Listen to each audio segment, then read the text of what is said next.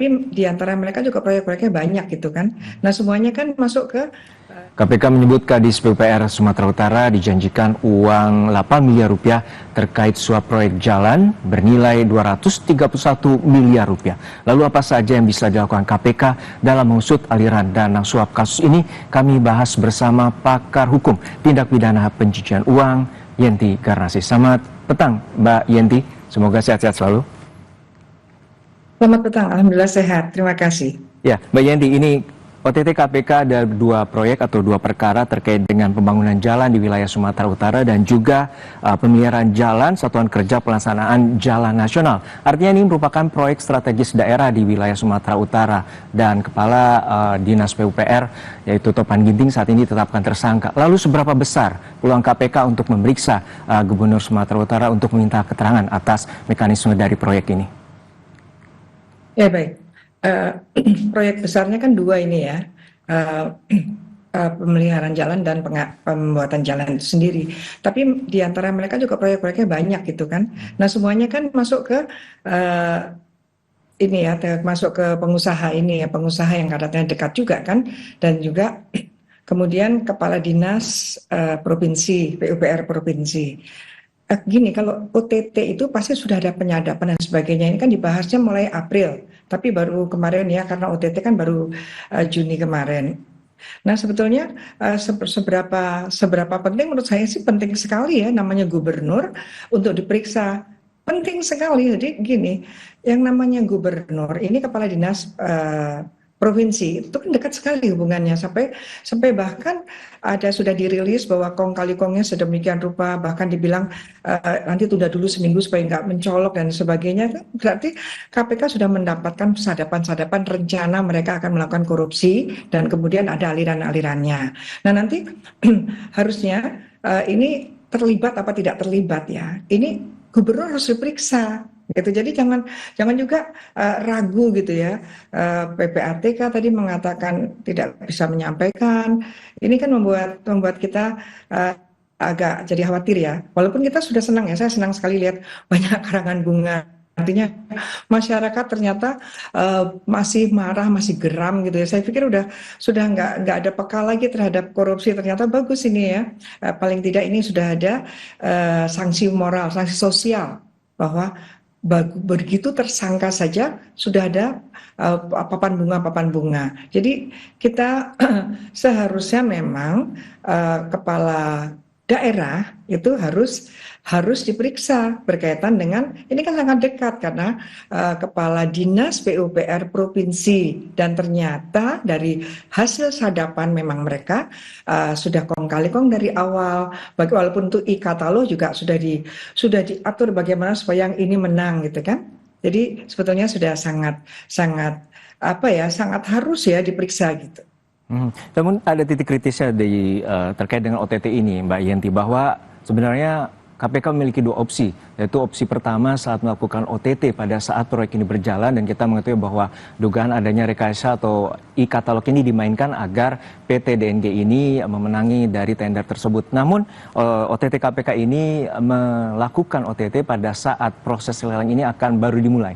Artinya pada saat OTT bila saat proses lelang berjalan, fee itu tentu lebih besar, yakni sekitar 48 miliar kalau dari keterangan dari KPK. Lalu seperti apa? Apakah ini tindakan KPK ini sudah tepat? Ya, ini kan lebih dini gitu ya. Memang belum semua karena memang di dalam apa yang dibicarakan itu juga disampaikan bahwa nanti sambil berjalan karena proyeknya belum, nanti baru Juni Juli gitu ya, kan begitu. Tapi kan di situ ada yang dipidana itu yang menerima janji atau hadiah. Jadi janji pun sudah cukup gitu untuk ini. Nah, walau jumlahnya lebih kecil, Mbak Yenti, 8 miliar dibandingkan 48 miliar komitmen fee-nya? Baru 8 miliar ya, baru 8 miliar. Jadi kan gini, ini kan suap ya, suap dari orang yang menginginkan dapat proyek. ya, tapi orang-orang pejabat-pejabat yang yang menerima gratifikasi atau menerima suap atau menerima janji, ya, itu kan ada pasal 13 juga bahwa nanti dia akan menerima sesuatu, janji dan sebagainya, yang mana dia tahu bahwa dia menerima janji dan suap, janji dan hadiah itu berkaitan dengan apa yang harus dan apa yang tidak boleh dilakukannya, gitu. Jadi ini memang kalau dilihat uangnya kan belum, ya, karena belum semuanya, ya. Tapi kalau kita memang mau menyelamatkan dananya itu sekarang di mana yang 230 miliar itu yang paling penting. Kalau kalau penyuapan kan dari si pemborongnya ini, ya kan, baru awal. Nah, yang penting sekarang harus dicari dana yang dialokasikan untuk dua proyek besar itu, bahkan ada PJN-nya itu, jalan nasional kan, proyek jalan nasional kan, program jalan nasional kan, itu ada PJN-nya dan sebagainya. Ini juga harus dilihat bahwa ini dilihat juga apakah ini termasuk pencegahan, ya.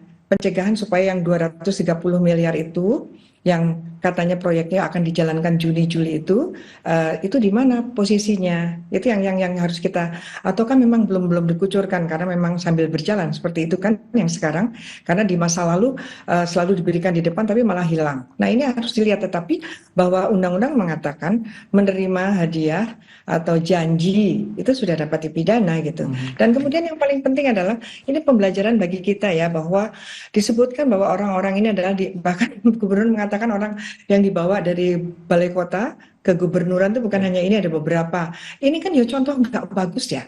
Karena ternyata menempatkan orang-orang di provinsi itu bukan karena kompetensi tapi kedekatan. Potensi itu sih, ya.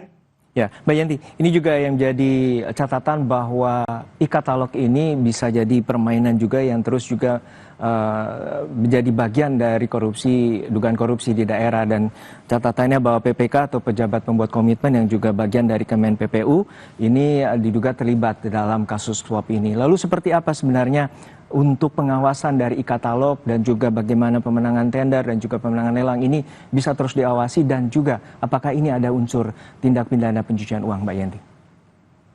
Iya, kalau yang e-katalog kan, pengaturan e-katalog kan sudah, ya, tadi kan dia sudah menerima berapa juta itu, ya, sudah menerima, ya, yang bersangkutan sudah menerima, karena dia HEL itu karena dia dianggap sudah berjasa mengatur untuk pemenangan melalui e-katalog tadi. Nah, di situ kan dia sudah ada uang yang mengalir, bahkan ada uang 8 miliar. Dari 8 miliar itu di-store kemana, itu adalah TPPU semua harusnya, gitu. Jadi sebetulnya TPPU itu sekecil apapun kan PPATK akan membuka di mana sih ada storan-storan, ini berarti sudah jalan, ya. Itu sudah jalan, itu berarti semua adalah TPPU, sehingga kita tinggal yang menerima itu siapa, sama dia diapakan, itu pasti pejabat, ya. Kebanyakan itu pasti pejabatnya. Ini harus dibongkar, ya, karena ini tantangannya bagi pemerintah, karena ini berkaitan dengan gubernur yang tanda petik anak mantan presiden, ya, harus berani, gitu. Baik, artinya follow the money, prinsip dari KPK untuk follow the money, dan juga bagaimana prinsip dari good governance ini harus ditegakkan, dan juga pengusutan KPK kita nanti untuk mengungkap tuntas dari dugaan korupsi bernilai proyek 231 miliar. Terima kasih Mbak Yenti Garnasi, pakar hukum tindak pidana, telah berbagi perspektif di Kompas Petang.